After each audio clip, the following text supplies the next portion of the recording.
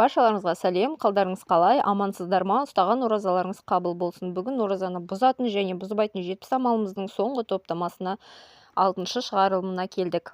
Достар, видеоның соңына дейін тыңдаңыздар. Әрбір мұсылманға ораза ұстаған жанға ақпарат пайдалы әрі керек мағлұмат. 61-ші сұрақ. Оразаның бірінші күні әдейі аузын ашып, қалған 29 күнінде ауыз бекітпесе не болады? Жауап. Рамазанның алғашқы күнінде әдейі аузын ашып, қалған күндері аузын бекітпеген адам 30 күннің қазасын және 60 күн кафарат өтейді. Ұстамаған әр күніне бөлек кафарат өтемейді. 62-ші сұрақ. Ұйықтап жатқан әйелімен жыныстық қатынасқа барса не болады? Жауап. Ұйықтап жатқан әйелімен жақындасатын болса, күйеуіне қаза және кафарат міндет болады.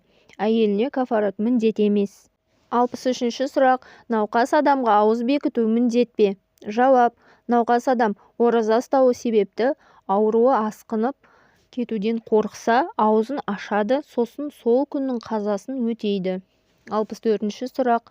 Жүкті әйел қалай ораза ұстайды? Жауап. Жүкті және емізулі әйел егер баласына ораза ұстау себепті зиян келеді деп қорықса, аузын ашуына рұқсат. Рамазаннан соң қазасын өтеп береді. Ұстамаған күндер үшін фидия өтемейді. Себебі фидияны тек ораза ұстауға шамасы келмейтін қарт яки созылмалы науқас адам өтейді. Егер бала көкірек сүтінен басқа нәрсемен қоректенетін болса, анасы ораза ұстайды. 65-ші сұрақ. Қарт кісілер оразаны қалай ұстайды? Жауап. Ораза ұстауға шамасы келмейтін қарт адам ауыз бекітпей, оразаның әр күні үшін міскінді тамақтандырады. Қарт кісінің ораза ұстамай фидия өтеуіне ғұламаларымыз мына аятты дәлелге алған. Алла тағала Құранда және сондай ораза күш келетіндер, кәрін аурулар, міскіннің тамағын төлесін деген.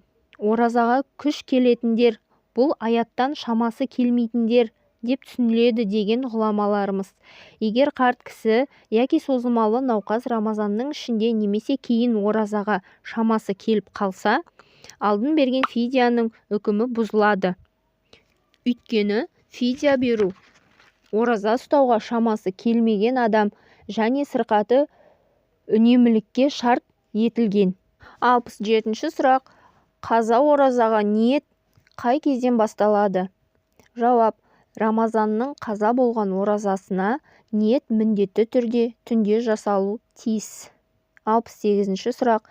Рамазан айында жолаушы адам нәпіл намазына ниет етуіне болады ма? Жауап. Егер сапар кезінде қиыншылық болмаса, Рамазанның оразасын ұстағаны жақсы. Имам Абу Ханифа бойынша, егер нәпілге ниет етсе, нәпіл ұстаған болып саналады. 69-ші сұрақ. Үлкен дәрет алып жатқанда артқа әуретке су кірсе ораза бұзылады ма? Жауап. Егер ораза екені есінде бола тұрып, артқа әуреттің ішіне су кіргізсе оразасы бұзылады.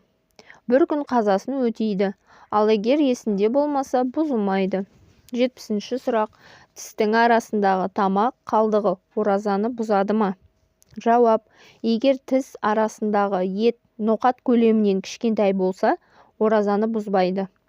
Алайда ауыздан шығарып қайта жеуден сақтану қажет. Жеген жағдайда көлемі ноқаттан кішкентай болса да ораза бұзылады. Міне құрметті тыңдарман, көрермен, оразаны бұзатын және бұзбайтын 70 амалдың 6-шы топтамасы, яғни соңғы топтамасы.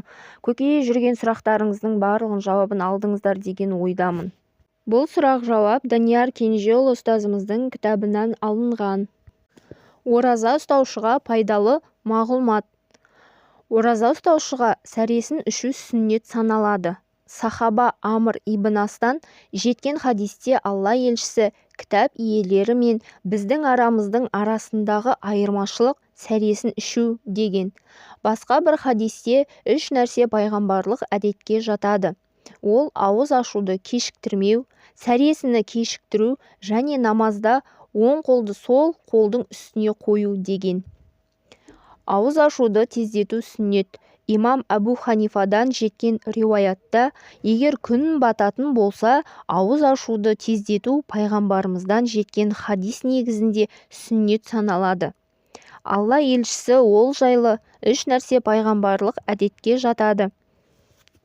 Ол ауыз ашуды кешіктірмеу, сәресіні кешіктіру және намазда оң қолды сол қолдың үстіне қою деген. Рамазанда Құранды толық хатым ету сүннет. Ораза ұстаушының мисуак қолдануында еш әбестік жоқ. Имам Әбу Юсуфтың көзқарасында егер мисуакты сулап тісін тазалайтын болса, мәкрух саналады. Алайда бұл көзқарас басты негізге алынбады. Ораза ұстаушы адамға имам Әбу Юсуфтың көзқарасымен күн қатты ыстық болғанда сумен салқындап алуына болады. Имам Әбу Ханифа бұлай жасау мәкрух деген. Алайда пәтуа имам Әбу Юсуфтың көзқарасымен берілген. Әйел адамға ерінің рұқсатынсыз нәпіл ораза ұстауына болмайды. Себебі ері әйеліне жақындауды қалағанда ораза күйінде болса, ер өзінің ақысын ала алмаған болады. Егер күйеуі науқас болатын болса, әйелін нәпіл оразадан қайтаруы дұрыс болмайды. Себебі нәпіл оразадан әйелін қайтару хақысын талап ету болатын. Науқас кезде жақындауға мүмкіндігі болмағандықтан себепсіз әйелін құлшылықтан тосуына болмайды. Жолаушы адам сапардан келген соң күн батқанша ішіп жеуі мәкрух болады. Көзге сүрме жағуда еш әбестік жоқ. Ауыз ашуды кешіктіру мәкрух. Міне достар, ораза ұстаушыға пайдалы 10 мағлұматты өздеріңізге айтып өттім. Ал достар, сіздерге ақпарат пайдалы болды деп ойлаймын. Сіздермен болған Ержан қызы Гүлжан. Арнадан алыстамаңыздар, подписацияны басып, колокольчикті басып, арнаны қолдауларыңызды ұмытпаңыздар. Алдағы уақытта тағы да пайдалы ақпараттар және біздің отбасынан қызықты видеолар шығады.